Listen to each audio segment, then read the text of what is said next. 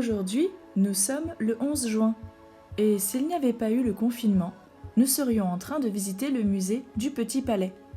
Heureusement, Lulu y est allé avant nous et il a décidé de nous montrer quelques-uns des plus beaux tableaux qui s'y trouvent. Le Petit Palais est le musée des beaux-arts de la ville de Paris. C'est à 40 km de l'école et il faut rester dans le bus pendant 45 minutes, soit à peu près le temps d'une séance de motricité lorsque l'on va au gymnase à côté de l'école.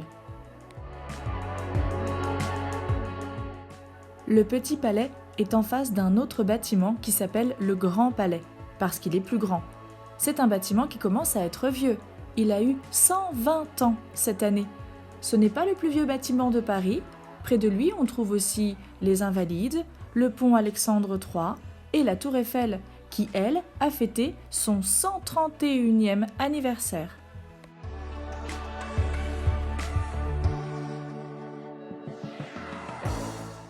Dans ce musée, tu peux voir des peintures sous forme de tableaux, des fresques, des sculptures, des mosaïques et même des poteries.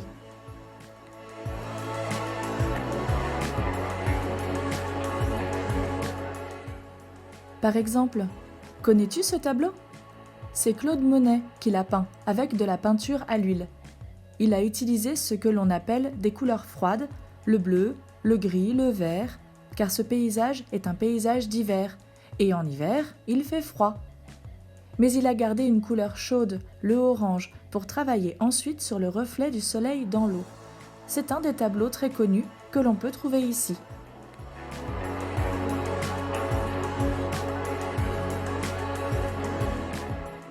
Et celui-ci, il s'appelle 45 portraits de peintres de l'atelier Paul de Roche.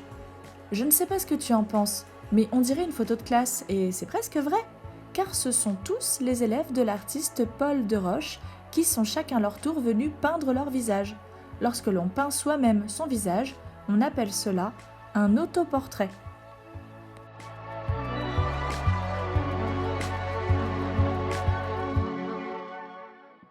Au Petit Palais, on trouve des huiles, c'est-à-dire, comme Claude Monet, des tableaux peints à la peinture à l'huile. Et parfois, on pourrait presque les confondre avec de véritables photographies. Joue un peu pour voir. Est-ce une photo ou est-ce un tableau ? C'est un tableau. C'est une photo. C'est un tableau. C'est une photo. C'est un tableau. Et c'est une photo. C'est un tableau. Et voilà pour finir une photo.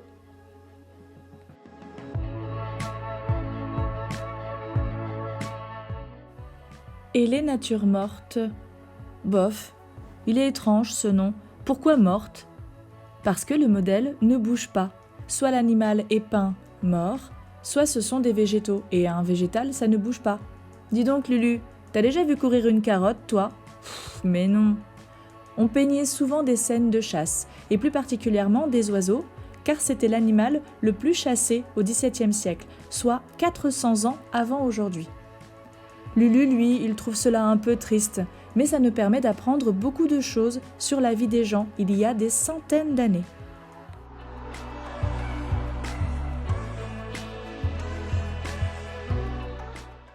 Passons maintenant aux sculptures. Elles peuvent être en marbre, c'est une pierre blanche très dure, mais aussi en plâtre, et cette pierre, elle, est un peu plus fragile. Mais que tient cette femme ? Un arc qui a disparu. Et celle-ci, quelle activité pratique-t-elle ? Je te donne un indice. Cette sculpture s'appelle la danseuse Sacha Lio. Et lui, on devine à son tablier que c'est un artisan. Cela veut dire qu'il fabrique quelque chose. Les statues sont souvent très réalistes. Cela veut dire qu'elles ressemblent beaucoup à leur modèle. D'ailleurs, est-ce que tu as reconnu cet animal ? C'est un pélican qui est en train de manger un poisson. Et celui-ci? C'est un ours, comme les ours polaires que les copains ont modelés à l'école.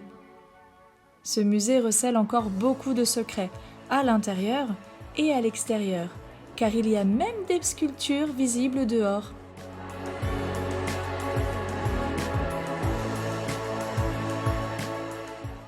Et c'est déjà la fin de notre visite. À bientôt, petit palais!